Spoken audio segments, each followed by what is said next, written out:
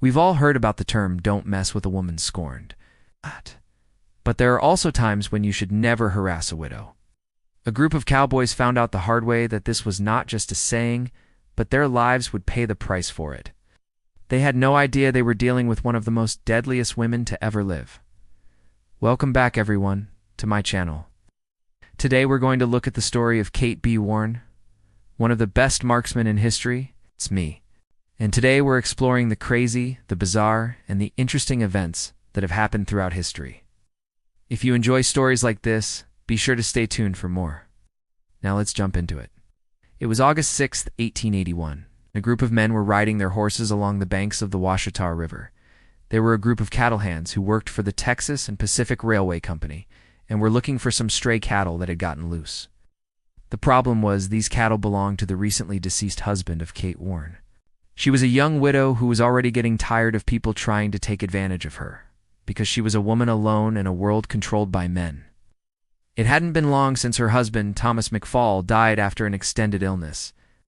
He had left behind a ranch and a whole bunch of debt, and now his former business partners were circling like vultures, waiting for her to give up the farm so they could seize it from her. Now normally, she would have been happy to sell the ranch and move away, but she knew if she did, she would lose everything she had left. The only thing standing between her and homelessness was the value of the land, so she decided to hold on to it. But this didn't set well with the men working for the railroad. Her land wasn't doing anything for them. In fact, all it did was block the construction of the railroad, which was extremely important for transporting goods and services to new markets. Plus, they were hoping they could convince her to sell the land for pennies on the acre and then turn around and sell it to the company for exorbitant amounts of money. The first time it happened, Kate was inside her home with her two children, Buck and Barney. When she opened the door, she saw 3 men sitting on their horses who had come to talk to her about selling her land. At first, she thought she had nothing to worry about. She welcomed the men inside and gave them coffee while they talked business. However, she could tell immediately these men weren't there to make small talk. They wanted her land, but they didn't want to pay her fairly for it. While they were having their coffee, she noticed one of the men was holding a gun in his hand, which made her suspicious. She asked the man about it, but he simply told her it was a new gun he had bought. Still, something felt off, so she offered to show them the guns she had in her own home.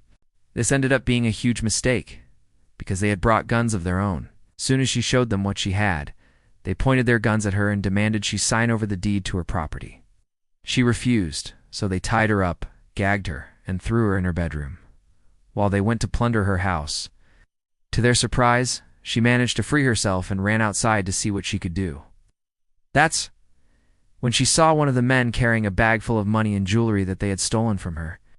She grabbed a nearby gun and fired at him, killing him instantly. The other 2 men came running out of the house to see what had happened, and she shot them both. It was only when she turned around to go back inside that she saw another man lying dead on the ground near her porch. It turned out that one of the men had been shot in the leg and had tried to crawl away, but he bled out before he got very far. With the men who had come to her house down, she went back inside to see what else they had stolen. While she couldn't get most of it back, she did find a saddle that they had taken from her barn and rode away as fast as she could. She rode for hours until she reached a farmhouse where she could get help. Unfortunately, the farmer she asked refused to help her, so she left and continued her journey. Eventually, she was able to find someone who took her to the nearest jail, where she could be protected. When the news of what she had done reached the public, people started to take sides. Some thought that she had acted in self-defense because of the way she had been treated by the men, while others thought she was a cold-blooded killer who had murdered 7 innocent men. To this day, we don't know exactly how many men Kate killed that day, but the official report said it was 7. We also do not know if the 8th man was killed by her, or if he was already dead when she arrived.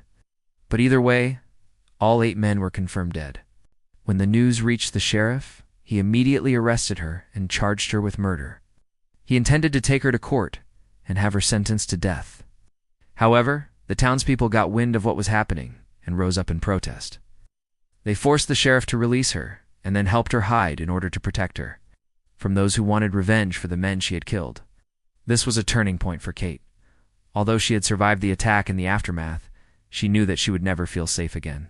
In fact, the stress of the event caused her to miscarry, which left her without her unborn child and in poor health. even though she could have sued the company for the value of her land. She knew it wouldn't bring back her baby or restore her health, so she decided to pack up and leave. She left the area under the cover of darkness and headed west. All she had with her were the clothes on her back and the saddle from her horse. Luckily, she had good aim with a rifle, so she was able to hunt for food while she traveled. She eventually made it to California, where she settled down and started a new life.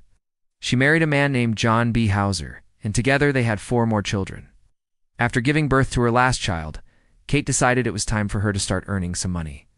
She had always been good with a gun and knew she could make a living traveling from town to town and competing against men in shooting competitions. Not only was she good at it, she was great, winning almost every competition she entered.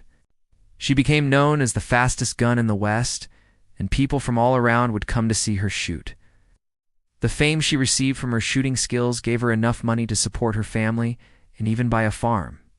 Once again, she was able to build a life for herself and her children and provide for them in a world dominated by men. Kate's story isn't the only one where a woman is targeted because of her gender. Another woman who faced similar struggles was Helen Viola, who was the target of harassment by her male coworkers. One day, Helen snapped and killed 5 of her coworkers.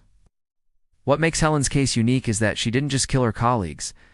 She carefully planned their murders and covered up the evidence to avoid being caught. In fact, she tried to make it look like each death was caused by a different person. For example, in the first murder, she used a kitchen knife to stab her victim in the heart and then put his body in a large pot filled with soup. For the second murder, she used a meat cleaver to smash in the head of her victim and then covered up the bloody weapon with a sheet. The third victim was shot, but Helen made it look like it was a suicide. However, investigators began to suspect foul play when they found blood in the sink and on the walls of the bathroom. Despite Helen's efforts to cover up her crimes, she was eventually convicted of 5 counts of murder and sentenced to life in prison without parole. What do you think of Kate's story? Was she justified in her actions against the men who had wronged her? Let me know in the comments below. Be sure to stay tuned if you haven't already. Thanks so much for watching, and I'll see you next time.